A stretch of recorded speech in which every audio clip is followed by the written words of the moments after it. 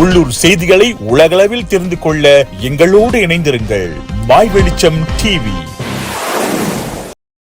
அரை மணி நேரத்திற்கு ஒரு முறை இலவச பேருந்து சேவை இருக்கும். அரை மணி நேரத்திற்கு ஒரு முறை இலவச பேருந்து சேவை இருக்கும். போர்ட் கிளாங், KL சென்ட்ரல் சுபாங் ஜயா, 10 தீகா, ஷா ஆலம், படாங் ஜாவா, புக்கிட் படாக், கிலாங், தெலுக்கடோங், போர்ட் கிலாங் உட்பட முக்கிய நிலையங்களுக்கு இடையே 22 இலவச பேருந்துகள் காலை 7 மணி முதல் இரவு 11 மணி வரை 30 நிமிடத்திற்கு ஒருமுறை இயங்கும்.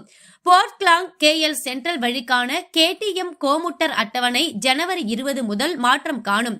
புதிய அட்டவணையின்படி போர்ட் கிளாங்கில் இருந்து KL சென்ட்ரல் வரை காலை நெரிசல் நேரங்களில் ஒவ்வொரு 30 நிமிடங்களுக்கும் ரயில்கள் இயங்கும். வார நாட்களில் காலை 6:03 மணி முதல் 8:33 மணி வரை போர்ட் கிளாங்கில் இருந்து காலை 6 மணிக்கு பீக் ஹவர் ரயில்கள் புறப்படும்.